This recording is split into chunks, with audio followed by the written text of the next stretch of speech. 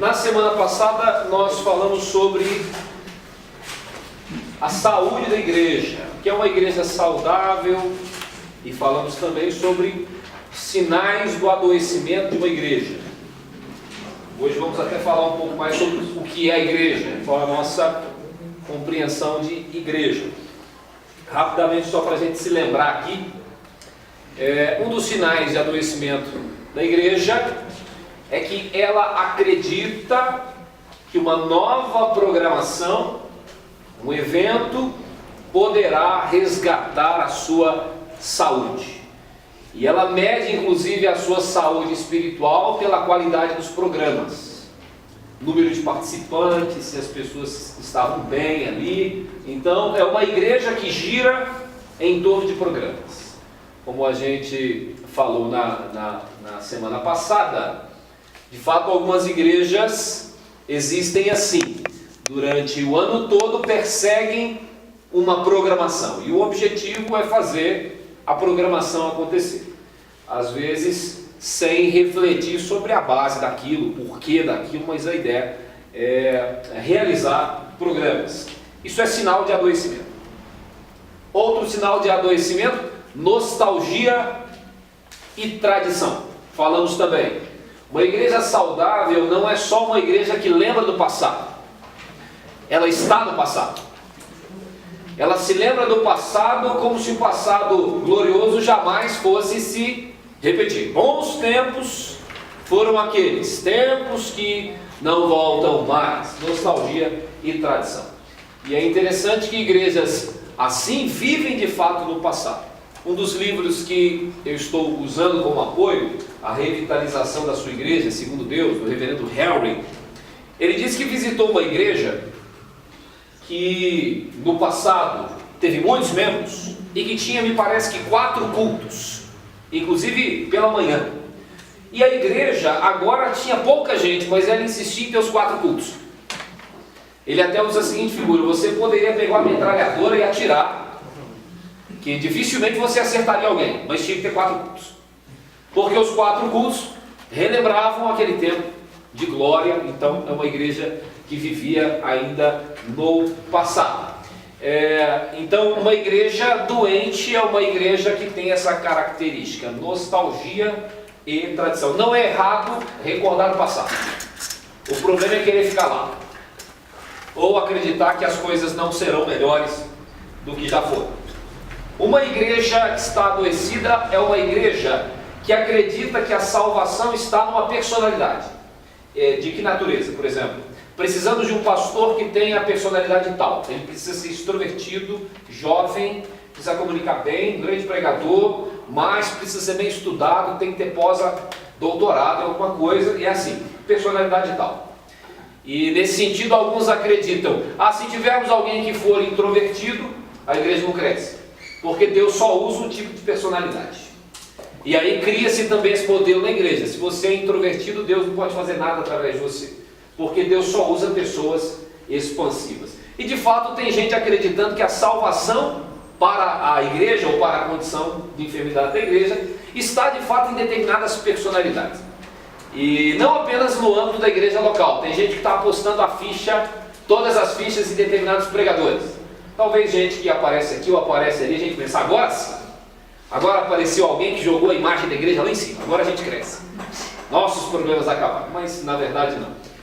Então uma igreja que acredita ou que pensa assim é uma igreja demonstrando que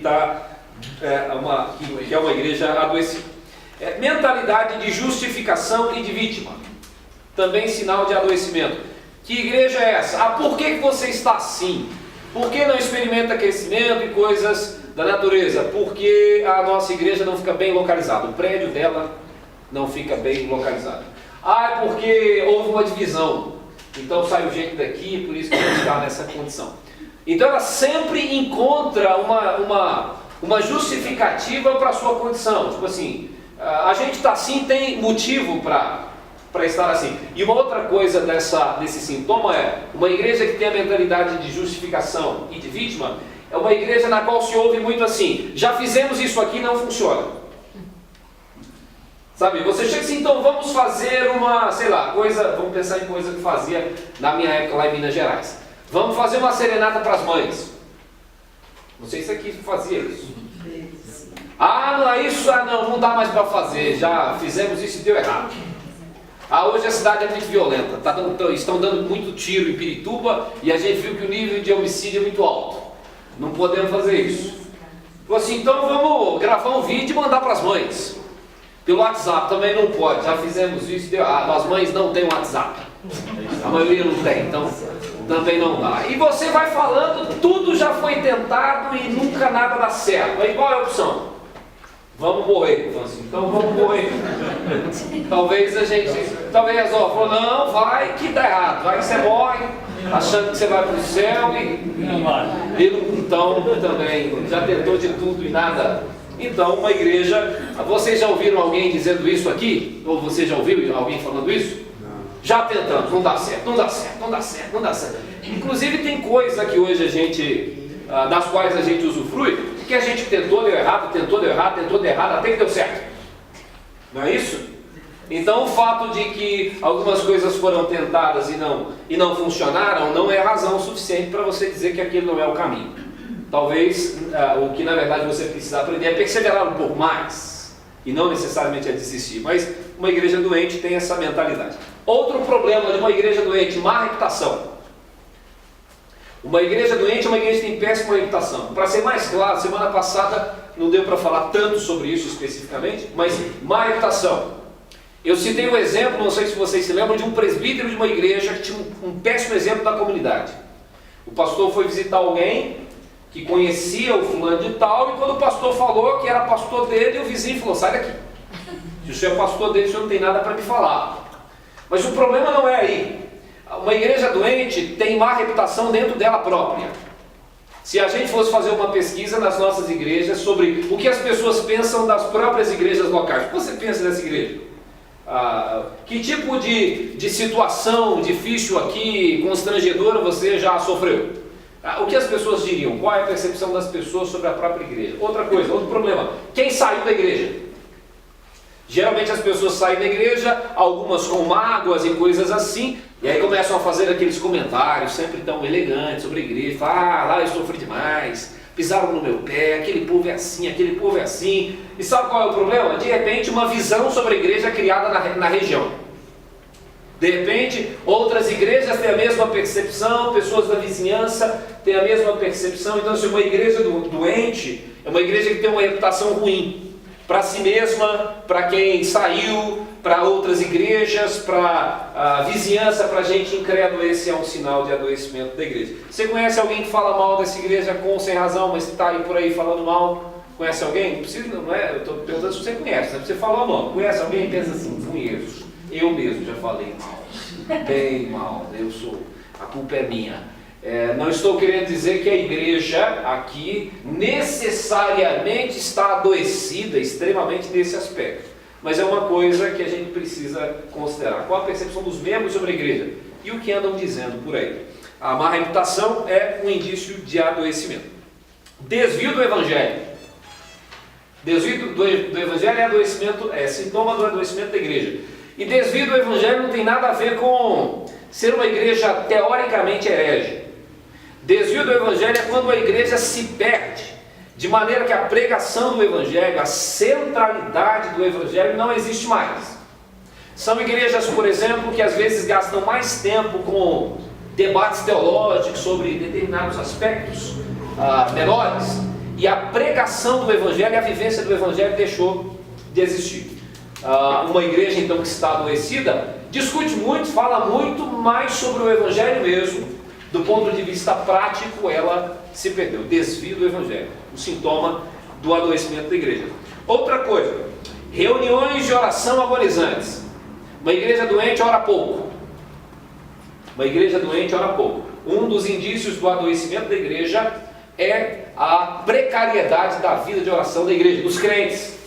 Se você for pensar nas reuniões públicas de oração e situações dessa natureza, reuniões de oração agonizantes são indícios também de adoecimento da igreja.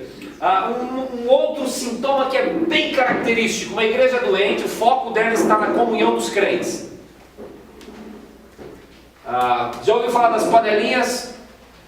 Pessoas que são muito amigas, tão amigas, fazem tudo junto e tal, mas assim, entra ano, sai ano e é aquilo só que acontece. Não sobra tempo para incluir outras pessoas não crentes. A igreja passa a maior parte do tempo convivendo com gente crente. E a gente vai pregar para quem? Se a gente não convive com pessoas não crentes, vamos discipular quem? Inclusive, isso aqui é interessante. Com quantas pessoas não crentes você convive? Você teria pelo menos 3 amigos não crentes, amigos mesmo. Gente que te ouve, gente que se você convidasse para ir uma reunião na sua casa, então vamos uma reunião lá em casa. Essa pessoa, por conta da proximidade que você tem, iria. E aí tem uma outra coisa. Para você fazer esse convite tem que ter uma coisa interessante: testemunho do Evangelho. Porque se você não dá testemunho do Evangelho na convivência com pessoas não crentes, ao convidar para uma reunião da igreja, a pessoa vai ficar assim: puxa, essa pessoa é crente, eu nem sabia, fiquei sabendo agora que é crente, né? Então esses foram os sinais do adoecimento que a gente falou na semana passada. Existem outros. Esses sinais que eu mencionei estão no livro. Eu mandei para vocês o material aí no WhatsApp, A Revitalização da Sua Igreja Segundo Deus, reverendo Harry Reeder. Eu participei de uma conferência com esse autor, que parece que foi em 2011 em Belo Horizonte. Outras conferências aconteceram pelo Brasil. Ele trabalha com revitalização de igrejas há anos, pelo mundo afora. E o que ele tem afirmado é que o contexto da necessidade da revitalização das igrejas aumenta cada vez mais. Então esse material é sobre isso.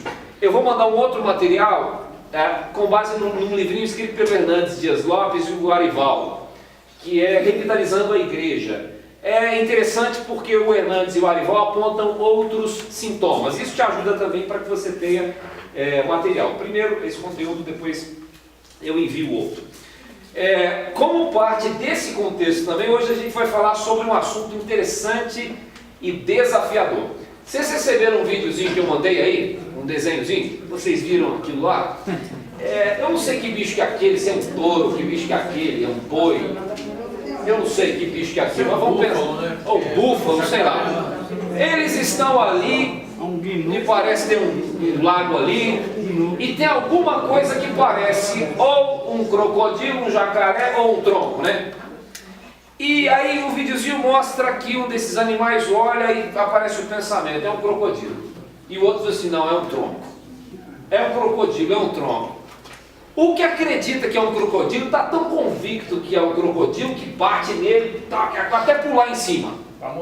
Para mostrar, se olha, vejam que a gente tem que tomar cuidado com a maneira que a gente demonstra ter razão, né? Olha, quer ver, olha, se pular daqui morre, não morre sim, morre, quer ver, eu vou pular, pula e morre. Fala, tá vendo? Não dá para falar, né? Aí já foi, né? Foi o que o bicho fez lá, pulou e o crocodilo comeu. E aí o que estava achando que era um tronco, né?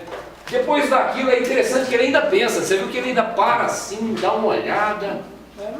Mas é um tronco mesmo, né? É um tronco, né? Só que na hora que ele chega à conclusão que é um tronco, chega um outro animal. E olha se isso é um crocodilo. Aí você já percebe assim: então, vamos repetir a mesma história.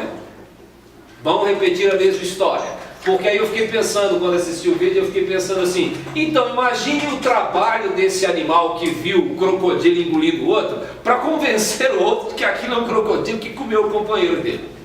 Só ia mudar a história: não, é um crocodilo, inclusive comeu meu amigo. Não comeu. Aí o outro ia lá e ia ser comido. Alguma coisa parecida com esse cenário. A ideia é: por que a gente faz o que a gente faz? Por que a gente faz hoje as coisas que faz? Qual a razão? O que nos condiciona? Que tipo de modelo a gente está reproduzindo, talvez sem uma reflexão apropriada? A ideia de modelo, padrão, tem uma palavra para isso: paradigma. Alguma coisa conceitual que estabelece que uma ação ou um conjunto de ações precisa ser repetida. seria mais ou menos a ideia do paradigma, um modelo, um padrão a ser imitado, a ser reproduzido. E quando a gente pensa em paradigma, paradigma não é em si uma coisa ruim. Existem paradigmas bíblicos. Por exemplo, qual seria, queria que vocês me ajudassem, qual é o paradigma bíblico para casamento? Qual é o modelo bíblico de casamento? Um homem e uma mulher. Um homem e uma mulher. Heterossexualidade. Paradigma. Atualmente tem gente se levantando contra esse paradigma, dizendo que esse paradigma não se aplica mais às pessoas da nossa época. Outro paradigma sobre casamento. Heterossexualidade é um requisito. Outro sobre casamento. Deixar pai e mãe, paradigma. Fidelidade. Hã? Fidelidade. Fidelidade. Outro paradigma. Tem gente também que está entendendo que esse paradigma não se aplica mais.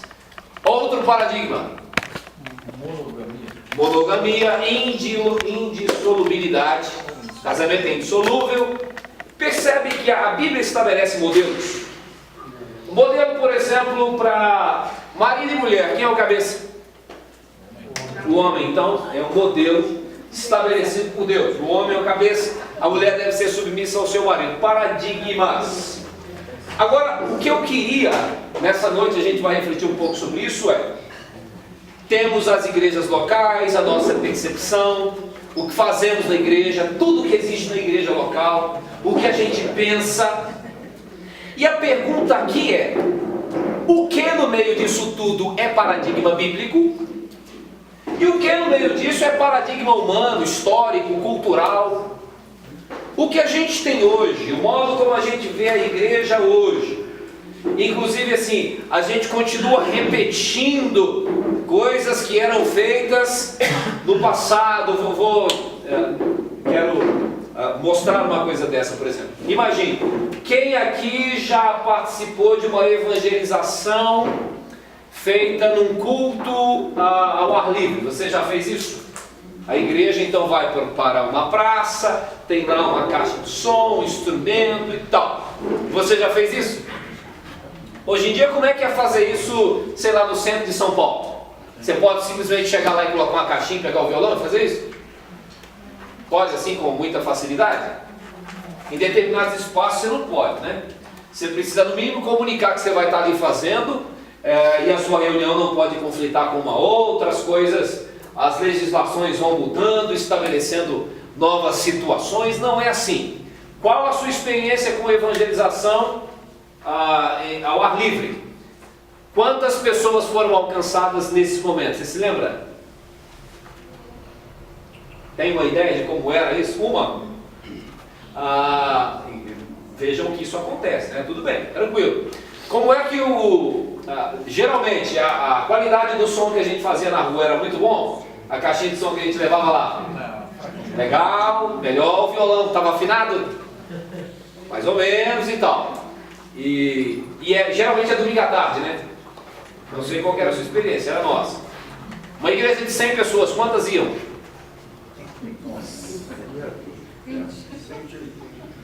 Eu tenho um amigo que, falando sobre isso, ele era de uma igreja, eles decidiram realizar 4 grandes eventos evangelísticos na região. Daqueles de contratar palco, chamar banda e fazer aquela coisa toda. Gastaram muito dinheiro. E aí no final do ano eles foram averiguar assim quantas pessoas tinham sido alcançadas pelo trabalho para irem para a igreja local. O resultado foi então uma pessoa. Uma pessoa. É claro, um pecador que se arrepende, tem festa no céu, beleza. A conclusão dele foi uma pessoa, foi uma festa no céu, mas foi a alma mais cara que a gente já ganhou. A pergunta é, tinha jeito de ganhar essa alma sem o palco, sem os artistas, sem ganhar aquele dinheiro? Tinha um jeito mais fácil, mais simples de fazer aquilo? Tinha. Mas por que essa coisa de ter um palco, uma banda e uma praça? Quem falou que é assim? O objetivo da aula de hoje, é possível que a gente não consiga falar aqui sobre todos os aspectos, porque, vejam bem, é tudo. A proposta aqui é analisar tudo que a gente tem, tudo que a gente faz na igreja local, e tentar identificar então, será que o fato da gente ter deixado o modelo bíblico em relação a todas estas coisas e termos assumido um outro, será que não é por isso que as coisas não vão bem? Sabe? Será que não é isso? E aí vem um ponto também que é assim, então, e se chegarmos à conclusão que o modelo que temos não é bíblico, o que faremos com ele? O que precisamos fazer com o modelo que não é bíblico? Abandoná-lo. Abandoná-lo. E voltarmos para o modelo bíblico. Esse trabalho será doloroso para alguns, porque é reaprender a viver a vida na igreja. E às vezes é olhar para aquilo que você fez durante 30, 40 anos e falar assim, eu sempre estive errado. E não é porque ele olhar assim, o pastor Daniel mostrou que eu estou errado. Rapaz, eu sempre fiz errado, estava lá na Bíblia. Eu não estava percebendo, eu sempre estive errado. É um trabalho doloroso, difícil para alguns, para outros nem tanto, vai variar, mas um trabalho necessário, minucioso, olhar para cada área, perceber o que há de escritura ali, o que não há, para onde a gente foi, o que a gente fez com a igreja, e substituir estes paradigmas humanos, culturais, pelo modelo bíblico. Eu queria, isso aqui não é só de enfeite não, meu irmão, vou colocar dois negocinhos aqui. A minha letra, irmão, na hora que eu escrever, você pode até entender. Depois de um tempo, só Deus. Viu? Depois de um tempo, só Deus. Olha aqui, ó. O que não muda. E o que muda? O que eu estou querendo dizer aqui? O que é a essência do Evangelho? O que é a essência da igreja? O que é imutável? O que obrigatoriamente deve ter na igreja? E o que pode não ter? É interessante pensar assim, o que pode ter na igreja que não é pecado? Mas se não tiver também está tudo legal. Ter um data show na igreja, pecado? Pecado, né? Mas se a gente não tiver o data show, não tem igreja? Não, a igreja continua lá, sem o data show. Mas se tiver o data show também, não é uma coisa rara. Então veja bem que o uso da tecnologia dentro de determinados limites não é uma coisa pecaminosa em si. Mas também você pode tirar que a igreja continua lá.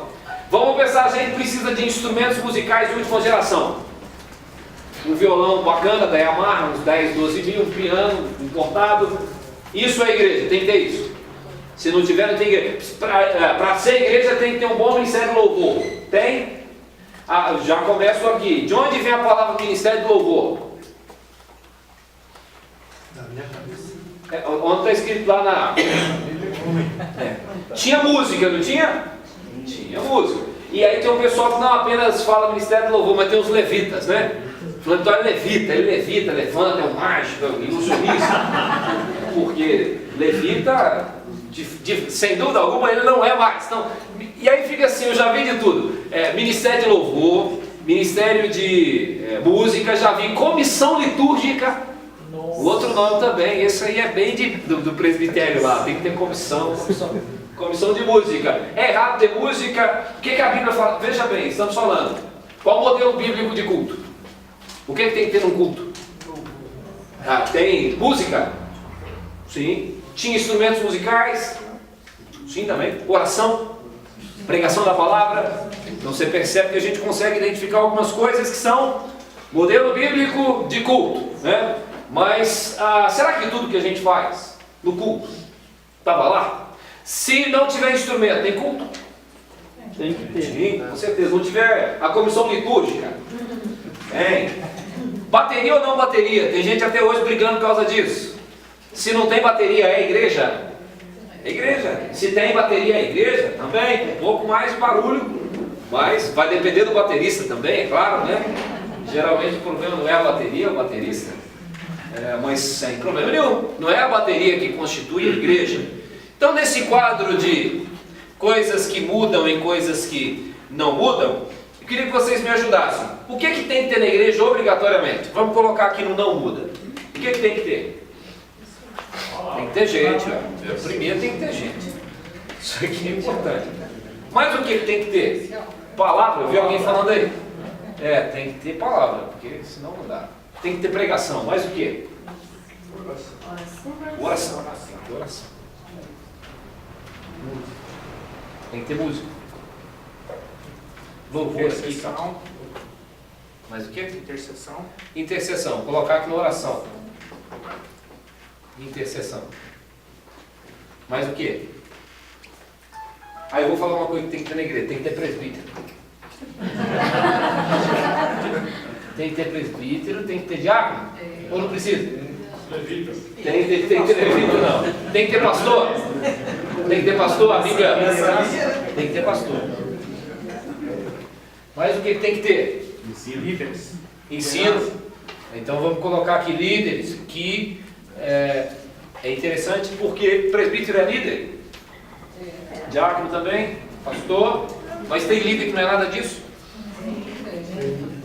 É porque para alguns líderes é só isso aqui, né? Liderança é só isso aqui, mas vai além. Mas o que tem que ter numa igreja, obrigatoriamente? Ah, tem que ter um prédio. Hã? Tem que ter os dizimistas. Então vou colocar aqui, quem dá dinheiro é gente, né?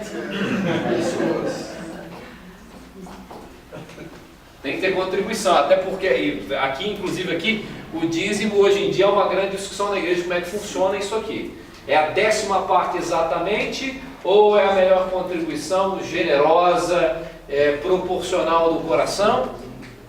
E não é pecaminoso usar de fato o percentual do Antigo Testamento, mas a ideia é, se eu der 9,9, vou para o inferno? Não. Você entende? Agora, quando Deus que sabe lá o que está passando no meu coração, vê que eu estou usando isso para diminuir a minha contribuição, sabe? Aí você lembra a Dona Lise e Safira? Muito bem, né? Então você pegou o ensino que te deram e pensou assim, agora eu posso dar menos dinheiro. Sem pecar, veja, agora vai sobrar mais para mim. Essa não é a ideia. Se no Antigo Testamento você tem um princípio de 10%, no Novo a ideia, então assim, é menos para você e o resto é para o necessitado, a igreja. O princípio neotestamentário não é diminuir. O neotestamentário, enfim, é tudo. Se dê. Essa é a ideia. Vai muito além dos 10. E de fato, quem vive a vida da igreja aí está sempre contribuindo, sabe que a gente dá muito mais que 10, né, irmão? Se você contribuir com 10%, você faz isso, mas quando aparece outra necessidade, pede lá uma contribuição para ajudar alguém a fazer alguma coisa, está lá seu dinheiro também. O que mais tem que ter na igreja? Tem que ter um prédio. Tem que ter um prédio? Tem que ter um local? Não. Eu não preciso ter um prédio, né? Mas aí a gente já começa a quebrar os paradigmas aqui. Mas como é que a gente começa a plantar a igreja hoje mesmo? Primeiro a gente faz. Primeiro nós precisamos do prédio primeiro. Antes do prédio, do lote. Precisamos do lote, para não sei o que, para depois está tudo legal, aí só falta gente. Aí a gente coloca a gente nessa. Mas o que? Tem uma coisa que tem que ter na igreja: sociedade interna. Tem que ter UPA, pão e velho, sacramentos. Você está falando aí, sacramentos. Sacramentos. Sociedade interna, o PH. Viveu até hoje sem. Não é? Mas isso é pecado, irmão, não pode deixar. Agora o ponto é pecado ter também? Vejam bem que eu posso ter um PH e os homens podem estar ali servindo a Deus, mas se eu sou de uma outra comunidade que não tem esse sistema, é igreja. Não é obrigado a ter sociedade interna. Algumas não têm sociedades internas, algumas têm ministérios. Ministério infantil, dos adolescentes, dos jovens e tal. São modelos diferenciados. Mas o que pode mudar, irmão? O que pode mudar? Digamos, a liturgia. Aí tem uma coisa interessante. A Bíblia estabelece princípios para a liturgia do início ao fim. Mas como aplicar isso? Que aí é uma coisa interessante aqui que eu queria pensar com vocês. Tem que ter palavra, mas como a gente tem palavra? De que maneira tem palavra? Tem que ter. Tem que ter ensino. Mas de que maneira tem ensino? Escola bíblica. Temos uma escola bíblica. Se não tiver escola bíblica, é igreja? Então olha só. Aí vejam bem, mas agora eu queria que você pensasse. Se a gente decidisse assim, então nós não temos mais uma escola bíblica dominical. Queria que só você pensasse. Não temos mais a escola bíblica dominical. De manhã a gente vai ter um culto. E domingo à noite a gente vai ter culto. nosso ensino, a gente vai encontrar uma outra maneira de fazer isso. Estaríamos pecando, então. Mas aí, por isso que eu falei para você, pense do problema.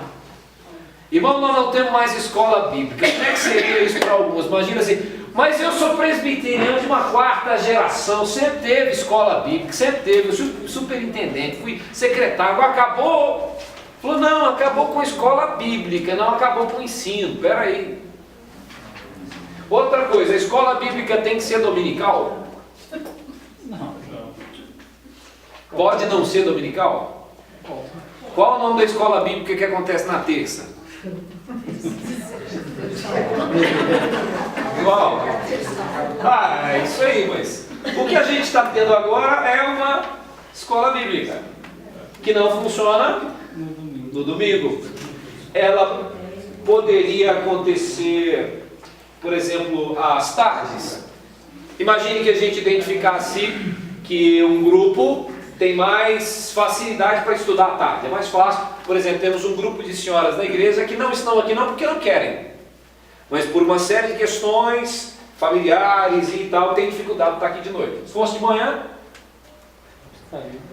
e aí eu digo para você, nós já temos uma espécie de escola bíblica na terça de manhã.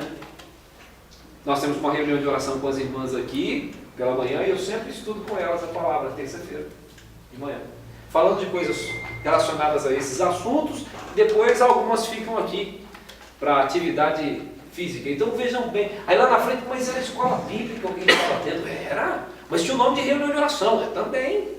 Tinha oração, mas tinha ensino também, você estava sendo ensinado ali. Então a igreja tem que ter palavra, mas como ter a palavra? A igreja tem que ter o ensino, mas como ter o ensino? A igreja tem que orar, mas como ter a oração?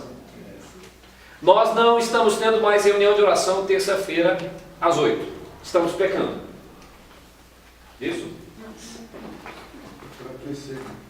Não é? Existem outras maneiras de ter, sabe? Aonde é que a gente faz culto? Só nesse prédio. Podemos usar as nossas casas também para fazer isso? Por isso que eu disse no início, paradigmas. Coisas que disseram que tinham que ser feitas de uma determinada maneira. E nós estamos reproduzindo. É possível que isso esteja nos adoecendo. Porque abandonamos o modelo bíblico de igreja. Aí vamos pensar numa coisa. Presbíteros. Quem tem que ser para ser presbítero? Tem condição? Isso muda? As condições mudam? Não mudam. Se você muda isso, doença. Diácono, condição para ser diácono? Também tem. Isso é imutável, sabe? Aquilo que necessariamente um pastor deve ser e ter para ser pastor, isso também é imutável. Então eu queria que você depois fizesse esse exercício. Eu vou pontuar algumas coisas especificamente aqui, mas eu queria que você fizesse depois esse exercício. O que muda, o que não muda, o que tem que ter, o que não tem que ter, ou o que podemos não ter na igreja, e como fazer essa substituição de paradigmas humanos, culturais, por paradigmas bíblicos. Acima de tudo, irmãos, a gente tem que pedir a intervenção de Deus, oração para Deus nos conduzir. E já digo que tem que ser uma coisa, é um processo, leva tempo, não é assim, joga uma estrutura no chão e constrói uma outra. A gente precisa ter muita sensibilidade para fazer isso. Mas se a gente descobriu que uma coisa não está de conformidade com a Escritura, a gente precisa abrir mão dela, precisamos abandonar. Eu queria que vocês, eu selecionei aqui alguns paradigmas que eu entendo ser mais importantes. Um deles é o paradigma sobre a igreja. O que é a igreja? Alguém? O que é a igreja? Corpo de Cristo.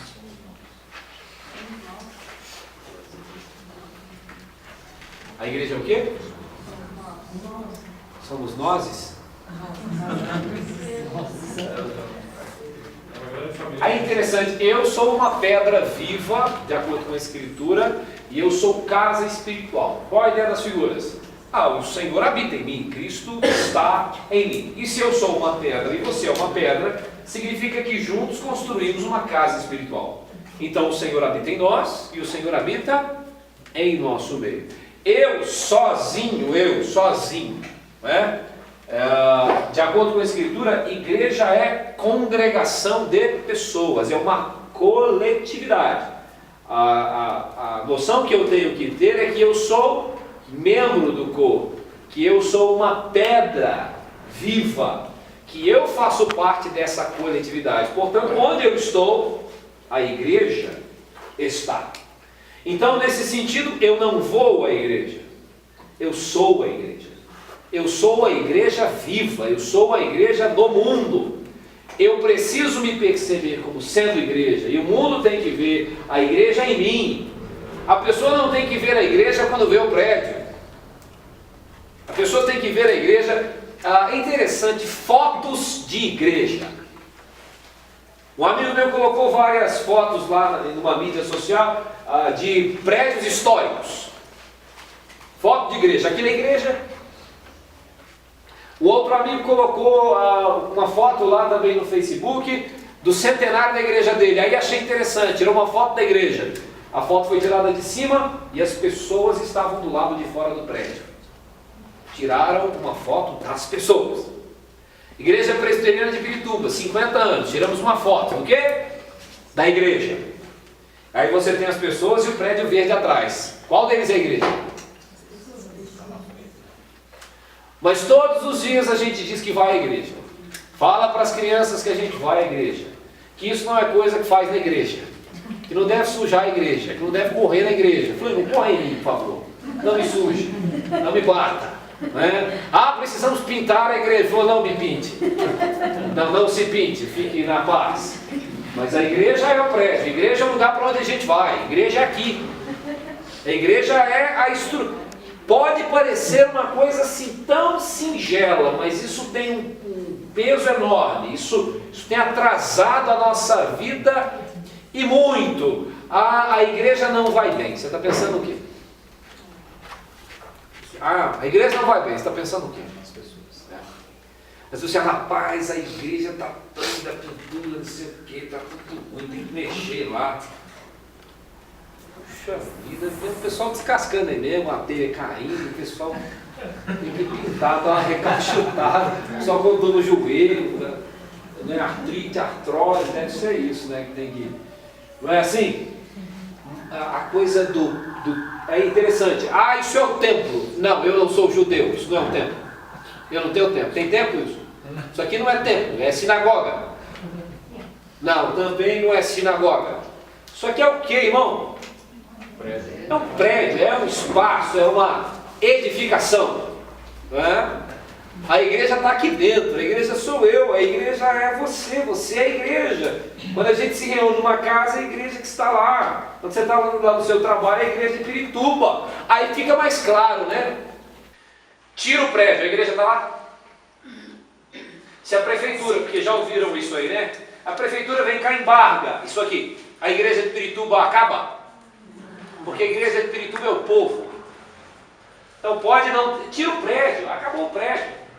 Temos uma personalidade jurídica, dá um B.O. Não temos mais. A gente não pode se constituir mais. Personalidade jurídica, não pode ter estatuto, não pode ter nada. Acabou Pirituba, não tem mais igreja. É isso, irmão? Acabou a igreja. A igreja continua aqui. Sabe? É interessante, morreu um tanto de gente, aí acabou a igreja. Não, irmão, a igreja vai além da igreja local. A igreja de Cristo vai muito além da igreja de Pirituba. Né? Todos os crentes do mundo morreram, acabou a igreja de Cristo? Não, porque não só existe uma igreja militante, existe uma igreja triunfante que já está na glória. Essa ninguém mata mais. Né? Ela está lá, igreja vai muito além. Igreja, irmão, é o conjunto de todos os eleitos de Deus que já foram alcançados, estão na glória, foram alcançados, estão aqui lutando, como também aqueles que serão alcançados um dia. Independentemente de prédio, de denominação, de personalidade jurídica, a igreja somos nós, a igreja é o povo, sabe? E a igreja é gente. E aí eu queria que a gente pensasse muito nisso. Se igreja é gente, a gente precisa investir mais em quem? Então assim, a gente trabalha com gente aqui. Então a gente precisa cuidar de gente, se dedicar a gente. E outra, igreja é gente, não é prédio. E gente é difícil. Gente é difícil. Gente tem personalidade diferente. Gente fica nervoso, sabe? Gente peca. Prédio não peca, gente peca. Então trabalhe trabalhar com gente. Uma vez, assim, a gente como pastor vai lidando tanto. Uma vez eu fui ao açougue de um amigo meu, num sábado, rapaz, e tinha fila de gente para comprar carne, sabe? Fila de gente. E quando eu estava vendo aquilo, eu falei assim, rapaz, acho que eu vou começar a trabalhar com açougue também. Por quê? Porque a impressão que eu tenho é que às vezes na igreja a gente trabalha com um produto que ninguém quer mais. E no açougue parece que sempre o povo gosta de picanha, fazer churrasco, é um negócio que não muda. Você pode ver, entra a crise, sai crise, o cara está vendendo picanha. O preço abaixa, o sobe, mas a picanha está lá vendendo. O churrasco está acontecendo. Fala de crise, o cara está queimando a carne. É sempre assim, mas não está em crise, ele não está desempregado, está fazendo churrasco. Você pode ver, o cara não deixa de comer o churrasco dele, faz vaquinha.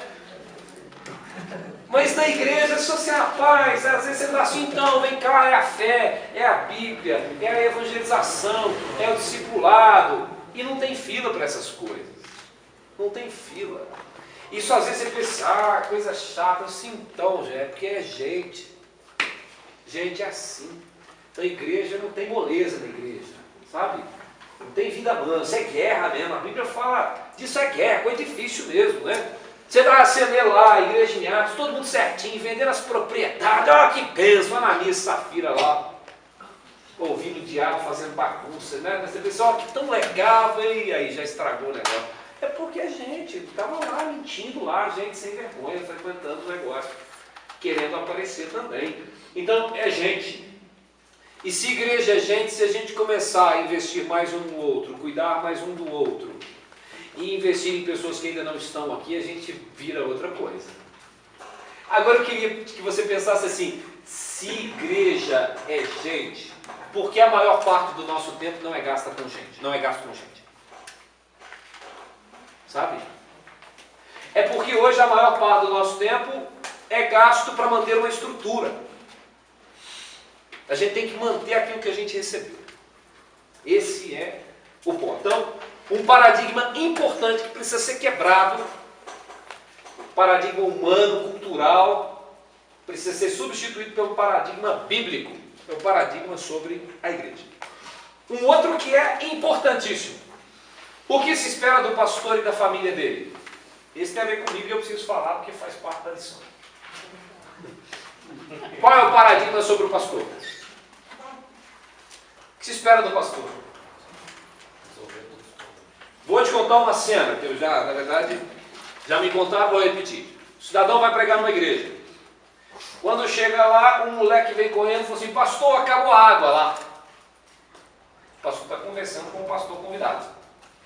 Aí o pastor vira para o outro, segura minha Bíblia aqui, só um pouquinho. Tira assim, cara, que é tanto de chave do bolso. Escolhe uma certinho, vai lá no armário, de primeira, abriu. Enfia a mão aqui em cima, pega uma faquinha, rompe o lacre e consegue colocar aquele galão d'água sem derramar uma gota. Pergunta, é a primeira vez que ele faz? Quem é o cara da água? É vergonha? É vergonha para ele? Mas não tem ninguém que faça isso. Até a água tem que ser ele. A figura do pastor faz tudo, porque eu já fui um desses. Luto para não ser todo dia, luto para não ser. Você conhece algum pastor que faz tudo? Sabe? Que vai jogando tudo assim, olha, joga tudo. Quem prega? Ele. Quem visita os enfermos? Ele. Quem evangeliza? Ele. Quem discipula? Ele. Quem faz a igreja crescer? Ele também. Quem carrega todo mundo? Ele. Se ninguém fizer nada, quem tem que fazer? Ele. Quem é o assalariado? Ele é o assalariado. Então, todo mundo. Então se espera que o pastor faça tudo, que ele resolva todos os problemas. E esse é um sinal de adoecimento da igreja, dependência de personalidade.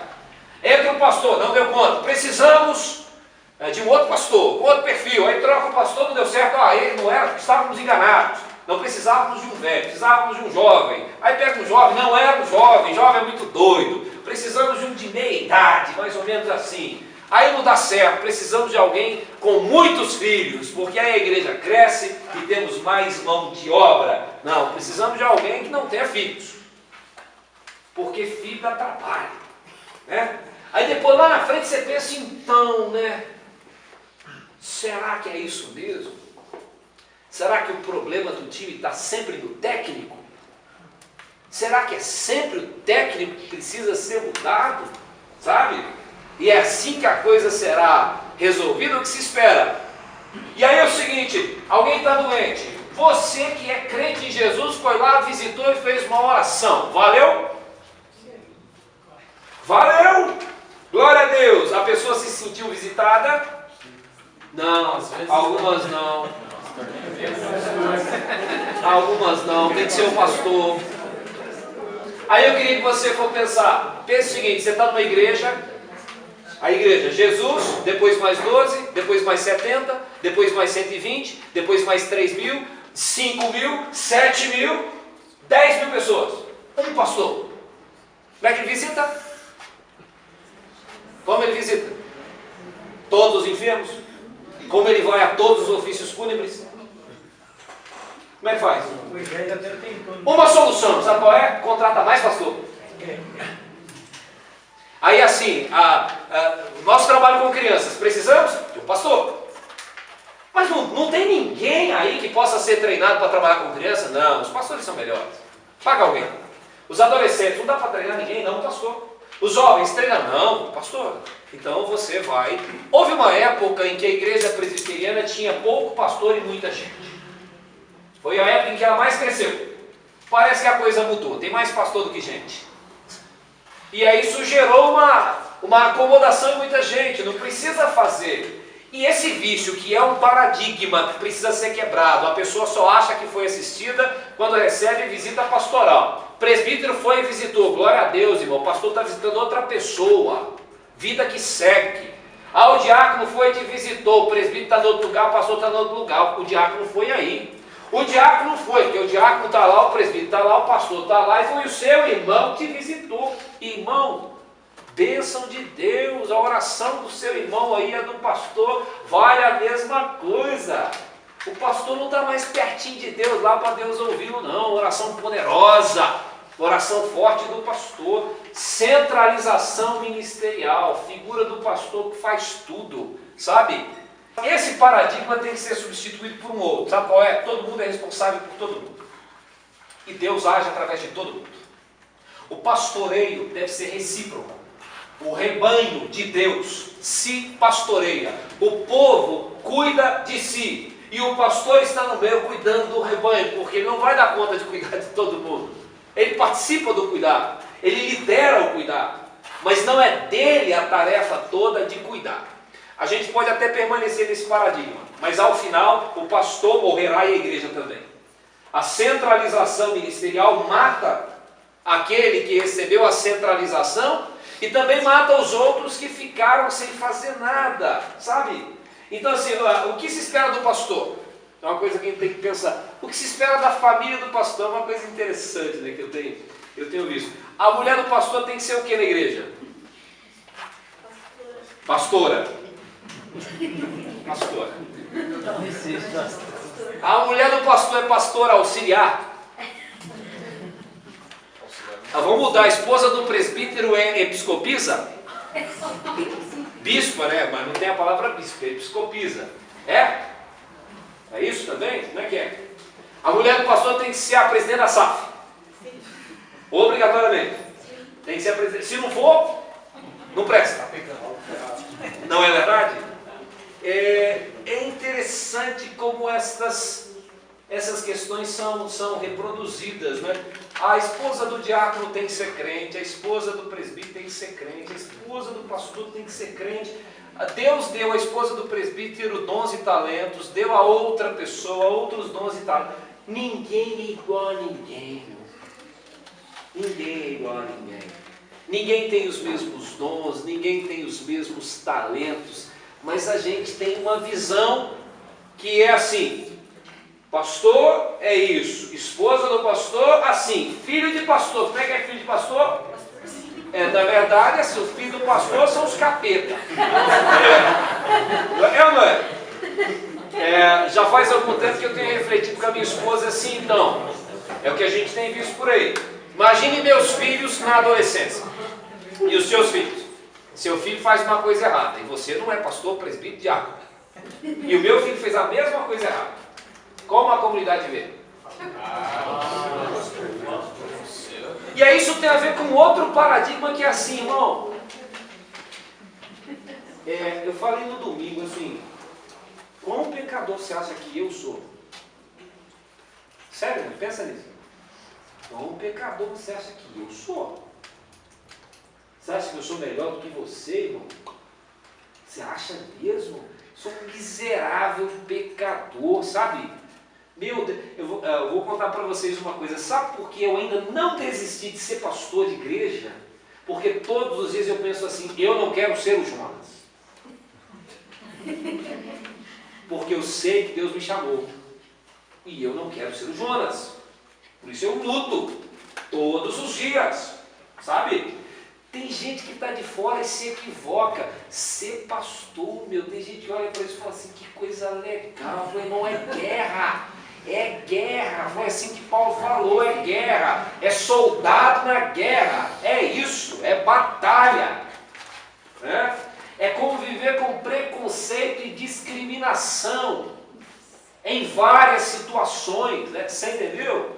É isso. Se você compra um Fusca, você é ladrão. Fala: mas gente, é um Fusca.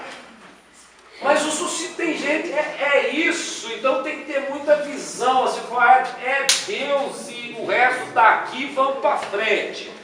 Só que igreja, então assim, não sou superior a vocês, não me vejam assim. É um outro paradigma.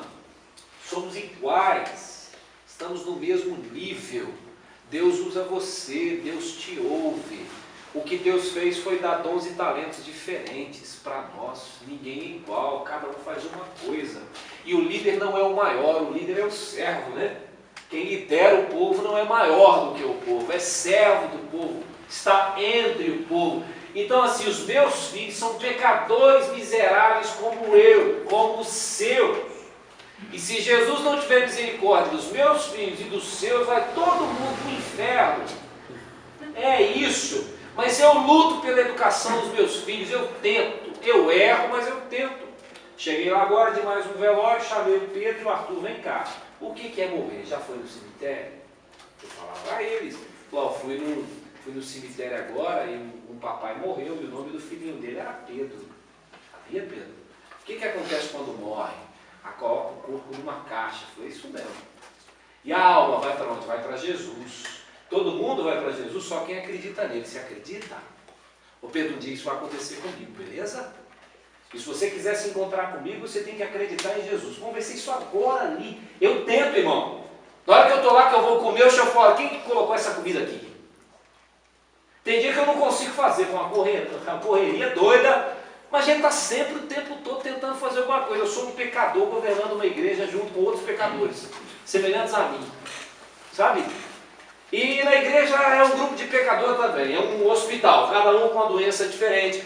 Mas tem gente esperando muita coisa, às vezes, sabe? E achando que não, pastor e a esposa dele, como é que deve ser? Rapaz, lá deve ser o céu. Lá deve ser assim as discussões: muito bem, por obséquio, sim, você disse uma coisa que muito desagradou o coração aqui. Deve ser assim, né, irmão? Deve ser assim, meus meninos, assim: não faça isso, filho querido, né? Aí você chega lá em casa, tem panela voando, menino saindo pela janela.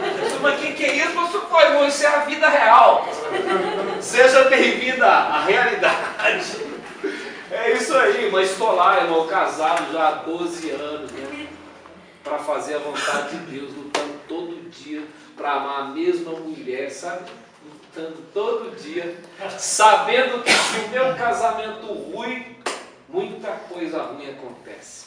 Com o rebanho que eu pastorei, com amigos meus que eu venho discipulando já há algum tempo, sabe, que já superaram grandes crises no casamento. É claro, pela graça de Deus, Deus tem mantido de pé, mas paradigma do pastor. Enquanto as esperanças estiverem no pastor, enquanto o povo achar que o pastor está acima, sabe, achar que ele é perfeito, esperar coisa diferente da mulher, dos filhos. Sabe qual é o problema assim mesmo nosso? Assim, a gente gasta muito tempo olhando para lá e pouco para cá. A gente passa muito tempo colocando esperança lá.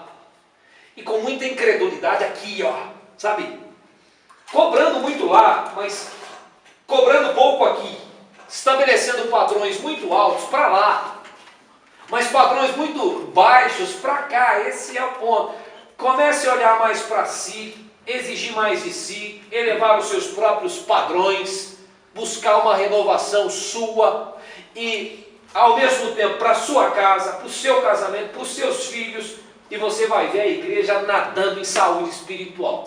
Começa com a gente, na nossa casa, a igreja é uma grande família de famílias, aí as famílias começam a vir para cá com mais saúde, você começa a ser mais crente, testemunhando o Evangelho, os vizinhos começam a falar coisa boa a seu respeito, quem trabalha com você vê a diferença, aí quando você faz um convite a pessoa aceita, aí a gente começa a experimentar um tempo novo. Mas enquanto as fichas estiverem no pastor, pouco ou nada acontecerá, né? É um paradigma que precisa ser quebrado. Me ajudem aí com a hora, quantas horas? 10 e 20. 10 e 15. Vamos ver. Ó, na minha listinha dos paradigmas, a gente, além desses dois, a gente já trabalhou. Escola Bíblica Dominical. Pode não ser dominical? Pode, estamos tendo uma aqui. É um paradigma, mas pode começar às 10 da manhã? Tem que ser depois do culto? Pode ser antes? Se for depois do culto é pecado também? Não é. Vejam que há coisas que a gente vai tentar, são métodos. Você tenta sim, fala, olha, não foi tão legal, faz uma adequação aqui, enfim. Mas ela, inclusive, pode não existir. O que não pode deixar de existir é o ensino. O ensino deve existir na igreja. A outra coisa, escola bíblica para quê? Isso é importante. Para aprender a Bíblia. Mas para quê? Aí, vamos pensar, uma escola bíblica que tenha 30 anos, e durante os 30 anos ela fez o quê? Para quê? Para a gente poder ensinar os outros. Aí, já falou uma coisa interessante. A escola bíblica serve para uma coisa, ela te ensina para você fazer alguma coisa. Se você faz engenharia, você estudou engenharia para fazer o quê mesmo, Elton? Pode ser civil para fazer casas e prédios, por exemplo. E a sua, você estudou para quê? Também é para fazer máquinas. Você já fez? Já. Ah, graças a Deus. Já fez máquina, beleza? O cidadão vem para a igreja e estuda. Aqui não é para fazer máquina, aqui é para fazer discípulo. Então veja bem, escola bíblica existe para te capacitar para evangelizar discipulado. Aí vamos pensar se a nossa escola bíblica tem cumprido a sua finalidade ou se ela sabia que tinha essa finalidade. A outra coisa, a escola bíblica ela tem que reforçar uma visão que a igreja tem sobre si mesma. É como se fosse um centro de formação, de capacitação das pessoas para o exercício de um trabalho. Então, escola bíblica é uma escola que o conteúdo é bíblico e cuja intencionalidade é a formação e capacitação das pessoas para o trabalho na obra de Deus. O trabalho aqui é bem amplo. O que tem para ser feito na obra de Deus?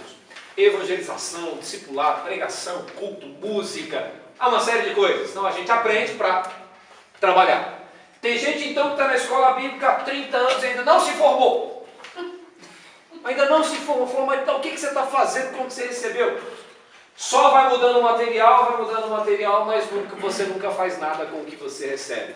Então, escola bíblica, é interessante os paradigmas, né? O paradigma atual é, os presbiterianos principalmente, venham aprender conosco, porque a nossa igreja é uma igreja que ensina. Tá, mas ensina a fazer o quê? E o povo faz o quê com o que aprende? Tinha que ser uma coisa assim, então venha para a nossa igreja, porque na nossa igreja a gente forma pessoas para que elas trabalhem na seara do Altíssimo. Então aqui a gente capacita trabalhadores, e o povo trabalha, mas ainda tem sido assim, então vem e desfrute de um bom sermão. Não tem sido uma coisa meio assim? A igreja tem uma qualidade de ensino, coisa boa ter qualidade de ensino. Venha e aprenda. Tá, mas aprendeu para quê? Aí o presbiteriano vai ficando com a cabeça desse tamanho, de tanto conhecimento. Ler é bom, leu, mas fez o quê? Qual que leu? Escola bíblica é um paradigma. Evangelização também falei aqui, né?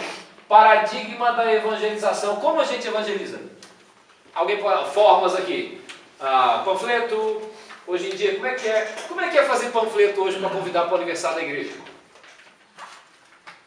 Faz panfleto, faz 5.000 panfletos e sai distribuindo na rua aí. WhatsApp. Tem sido uma metodologia interessante, panfleto hoje em dia? Não. Você escreve carta? Nunca. Alguém aqui escreve carta? Papel? Nunca. Adriana escreve? Quem escreve? Adriana escreve. Mais alguém? Mais alguém?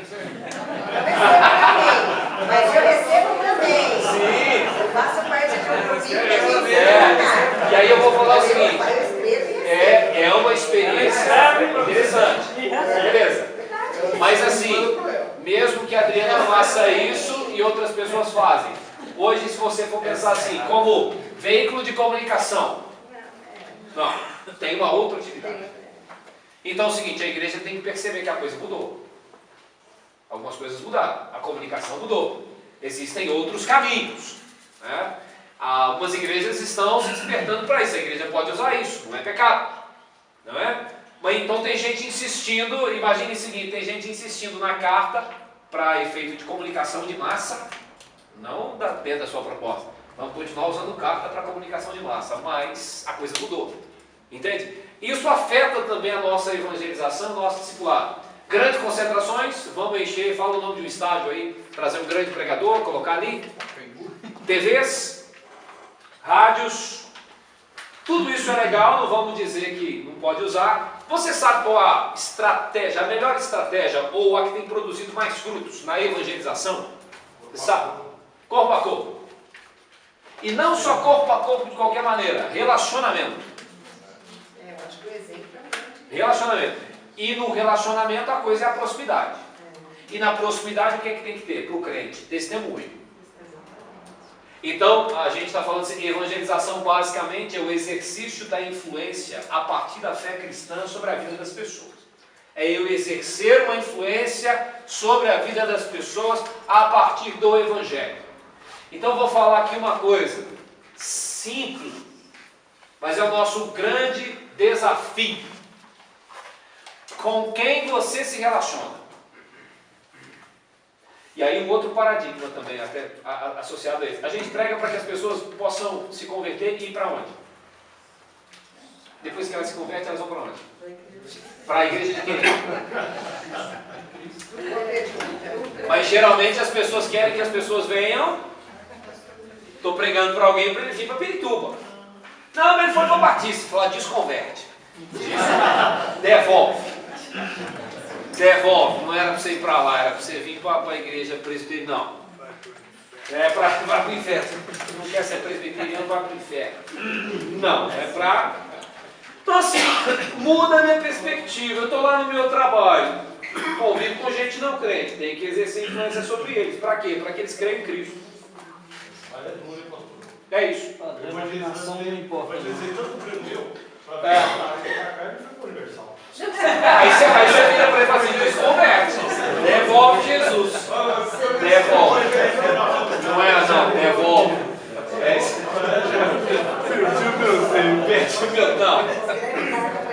Não é pecado evangelizar falando assim, então, seria muito legal que você fosse congregar com a gente, mas esse não é o objetivo prioritário. É que a pessoa seja crente. E aí tem uma coisa interessante. Se essa pessoa gosta de você, porque se relaciona com você e ela crê em Cristo, onde você acha que ela vai querer congregar? Mas e se for longe?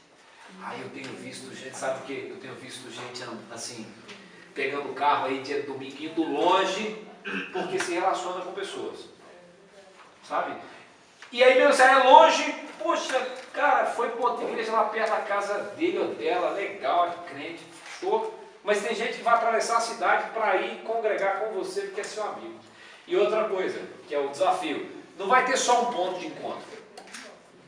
Inclusive é possível que essa pessoa lá na região dela, inicie na casa dela, que é um dos nossos projetos, inicie na casa dela uma reunião, para alcançar agora os amigos.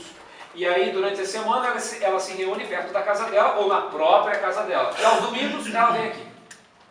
Sabe?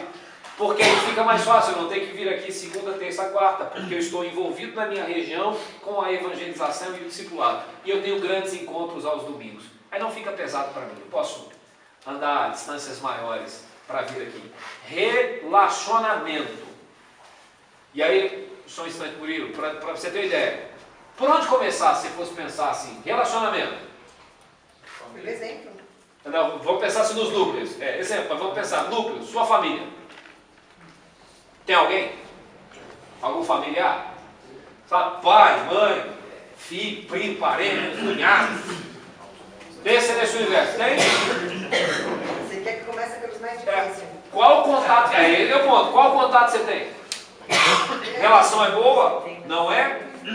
Difícil? Testemunho. É bom? Às vezes dentro de casa é pior, porque as pessoas conhecem quem você é. É melhor Não, uma prova do é. seu testemunho. Não te ouve, porque é dentro de casa. Então é o seguinte, para ganhar a sua casa, tem que demonstrar amor verdadeiro pela sua casa, pelos seus familiares, amigos. Então, geralmente a gente começa por aí, por esses núcleos aí. Família, familiares, amigos, vizinhos, colegas de trabalho. Quando essa turma toda acabar e se olhar assim, rapaz, já convidei todo mundo e estou tentando exercer influência sobre todo mundo. E agora faço o quê? E que tal iniciar novos relacionamentos? Conhecer gente nova. Se abrir. Chegar na padaria, vai comprar um pão ali, sabe? E falou assim, então, tem uma reunião lá em casa, você não quer ir não? A pessoa olha assim, mas que pessoa doida, nunca me viu na vida, né? Eu tenho um amigo que fez isso, ia fazer um aniversário na casa dele, foi na padaria comprar salgadinho, falou, ó, eu venho aqui direto, vai ter uma reunião lá em casa, vocês não querem ir não? Sabe, a gente trabalha, não, a gente espera. Não, mas é até 10, não, a gente espera, eu te pego aqui e te levo, onde você quiser. Então a gente vai. Chegaram lá. Não todas ficaram na igreja, mas 2 delas ficaram. O convite de alguém na padaria para ir numa reunião. Né? E isso aconteceu. Então, quando acabar, não é que as pessoas vão morrer, mas já influenciou, está tentando influenciar a gente que já está perto, você vai ter o desafio de iniciar novos relacionamentos. Vou fazer uma pergunta para você. Nessa questão, estamos aprendendo a ser líderes, certo? Nós temos que ser imitadores de quem? Jesus. Jesus. Então, nada de Paulo, nada de Pedro, nada de Hernandes, nada de... Seguro, mas nós temos que ser imitadores de Cristo. Cristo levou uma vida simples? Sim. Ele abandonou a pobreza? Eu vou chegar nesse ponto assim. Você já se pensou como pastor? Amanhã as pessoas falam, cara, ele está no outro patamar, ele não viria pregar na nossa igreja mais. Ele não viria distribuir sopa ali com os mendigos, a favelada. Como é que você vê nesse aspecto? Justamente, né, nesses 2 dias eu fiquei pensando, então, e esses líderes que abandonaram Cristo na sua simplicidade? Eu sei que tem alguns que vai falar, não, mas que hoje ele é muito importante. Então, mas é mais importante do que Cristo? Você consegue ver esses pregadores mais importantes do que Cristo, que sentava ali com a prostituta, sentava ali com o pobretão, e levava água ali, não sei o que, e dormia no chão? Por que a liderança está abandonando a simplicidade ao ponto de falar assim, não, aquele cara não pode vir pregar aqui, cara, ele não vai vir pregar aqui. Sim. Como é que você vê o aspecto assim, nós queremos ser líderes, mas até que ponto? Vamos continuar com a simplicidade de Cristo? Né? Aí quando eu mencionei você, por ser um pastor, você abandonaria isso, cara? Aí eu te digo o seguinte, sendo um pecador miserável como eu sou, o risco de eu fazer isso é muito grande. E fazer coisa pior. E se eu não fizer, será pela graça, assim, pela misericórdia. Porque a gente é inclinado à arrogância, a gente é inclinado à soberba. Todo mundo aqui, eu, você, todo mundo. Se alguém chega, pô, que legal que você fez, você já. Pô, eu fiz. Que fez o quê? Miserável. Queria ver se Deus não tivesse te ajudado a acordar hoje. O que você fazia? Não ia fazer era nada. Então o risco existe. Isso é lamentável. Agora, essa ocasião, exatamente isso. A sua reflexão é exatamente a nossa, assim, igreja. Isso aqui está fora, não é bíblico. Como é que a gente faz agora para tirar isso daqui? Vamos sair capinando tudo? Não. Vamos lá, vamos iniciar, vamos caminhar, vamos refletir, conversar para que estas mudanças possam acontecer.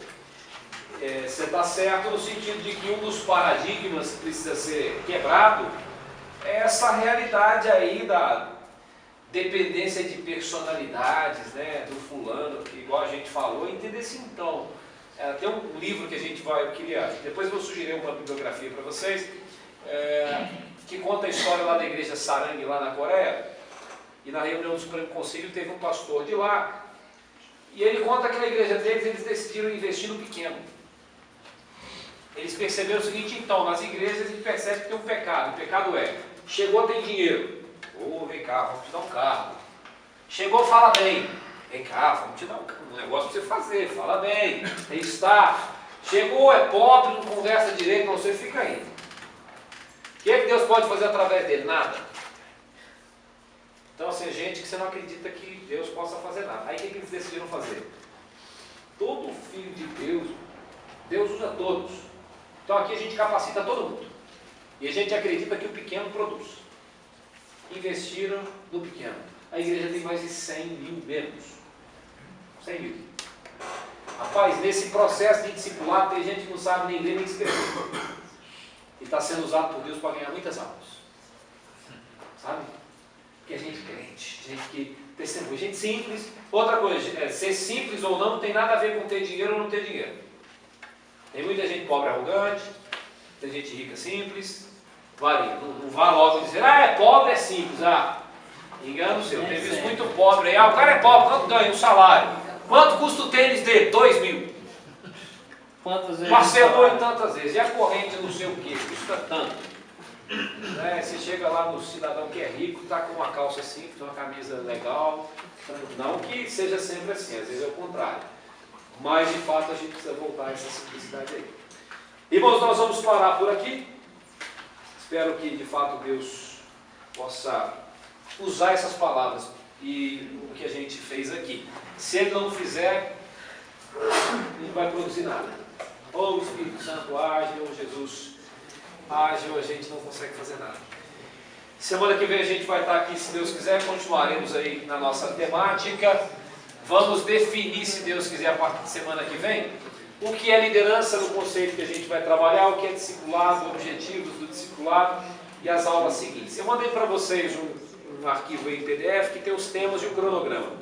Então vá acompanhando. Tivemos uma aula sobre sinais do adoecimento da igreja, tivemos uma hoje sobre paradigmas, a quebra de paradigmas, o retorno aos paradigmas bíblicos. Como eu disse, são muitos, não dá para avaliar tudo aqui, mas depois de ouvir essas coisas, pelo menos o que eu tenho visto, é que a gente se torna mais crítico. Aí uma dica, tome cuidado, é bom ser crítico, mas tome cuidado para você não se tornar apenas um crítico pela crítica e criticar tudo e não fazer nada. Sabe? E começar a nos ajudar em que sentido? Pastor, isso aqui você falou, isso aqui não está legal não, precisamos repensar, vamos repensar junto. Vamos trabalhar junto aí pela mudança. Vamos orar, temos Wilson, tem um cafezinho ali? Luciano. Bom, em cima de tudo aí que foi dito, a compreensão ficou bem clara, né? Eu acho que também tem as questões das catedrais, né? As grandes catedrais, as grandes igrejas, e quanto mais elas crescem, mais elas deixam de ajudar as igrejas pequenas. A gente tem uma percepção disso daí também. E aí o que acontece? A maioria das pessoas que estão nessas igrejas pequenas, elas acabam deixando de ajudar as igrejas pequenas e vão para as igrejas grandes, ainda que sejam longe, né? Ficam lá nas igrejas grandes e não ajudam também as igrejas pequenas. Qual é o seu parecer quanto a isso? tem a ver com um dos paradigmas que a gente tem trabalhado aqui, que é assim, na verdade esse a gente nem falou, na verdade, né? Apenas tangenciou. As pessoas são membros de igreja, discípulos ou elas são consumidoras? Então, a pessoa que é uma consumidora, ela está à procura de uma programação mais elaborada, um produto, porque a ideia não é trabalhar, a ideia não é contribuir, a ideia é desfrutar ali. Então, tem pessoas que estão exatamente aí. Tem uma congregação que precisa de trabalhadores e tem uma grande igreja que tem programações e recursos e coisas dessa natureza. O cidadão pensa, trabalhar ou consumir? Eis a questão. O que fazer? Consumir. E outra coisa, se a comida não estiver boa, o que a gente faz? Reclama. Para o gerente. Reclama, para o gerente, né? E outra, afinal de contas a gente está pagando, né? Afinal de contas a gente está pagando. Na aula passada você comentou sobre o entretenimento, né? Muita gente em busca de entretenimento. Talvez encaixe nessas grandes igrejas. Que é, Luciano, a questão do entretenimento, Wilson. Uma coisa que eu tenho ouvido e ouvi hoje também. Tenho filhos adolescentes e saí da igreja com os meus filhos adolescentes, fui para a igreja tal que lá tem atividades para adolescente, aqui não tem. Lá em Minas Gerais eu convivi com a mesma realidade. Então, se todo mundo pensar assim, que dia que nós vamos ter adolescente aqui?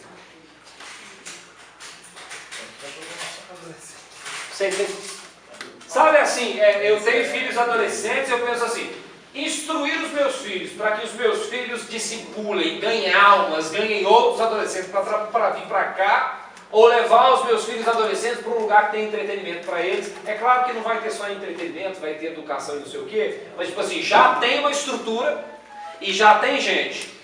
Levar para lá ou construir alguma coisa. O que as pessoas têm feito? É levar, meu. Uma vez, eu fui pastor de um casal uma vez, eles eram do Rio de Janeiro, estavam voltando para a região deles, e aí me ligaram e falaram, pastor, tem uma grande igreja, uma congregação aqui, o que a gente faz? Falou assim, vai para a congregação. Vai para a congregação. Pastor, mas é difícil. Exatamente, vai para lá. Falou, algumas coisas, vocês têm uma renda legal, vai contribuir, porque congregação geralmente não tem dinheiro para nada. E depois o cidadão me liga, dizendo que estava feliz da vida. Estava trabalhando, se sentindo útil, uma congregação pobre, podendo ajudar, menino que não tinha nem um sapato para calçar, sabe? Essa questão, o que você quer? Sentar e desfrutar? Ou trabalhar e construir? Alguma coisa. E aí uma coisa interessante, para você pensar quando você estiver chegando aqui no domingo. O que você virá fazer aqui no domingo de manhã e à noite?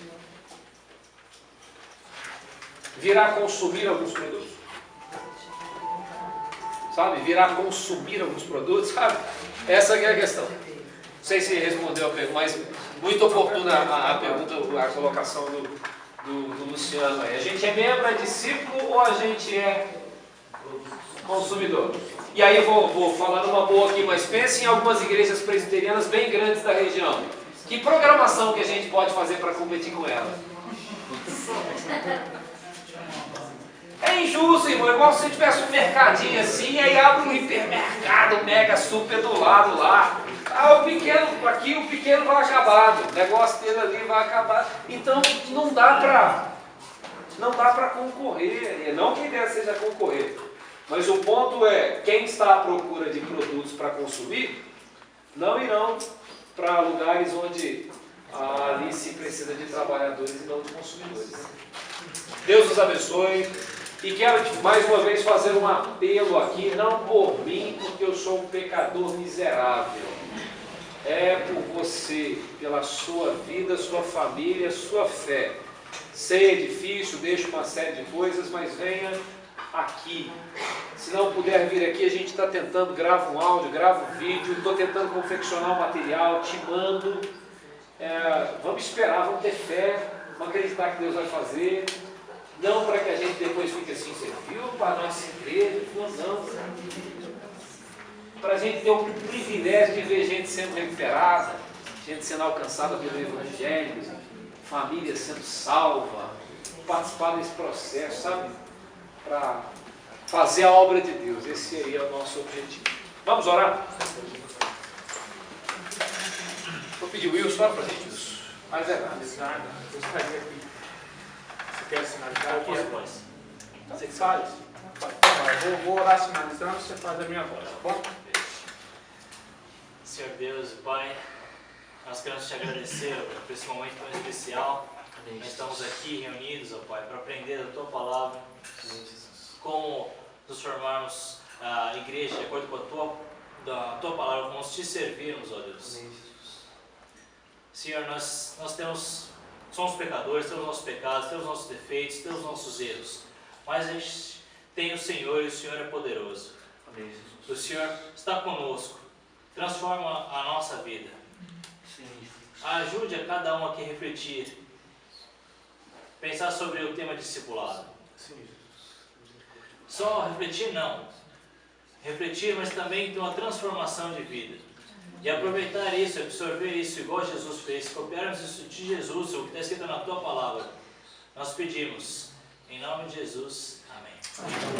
Deus abençoe, pessoal. Muito obrigado aí pela participação. Tem um café lá.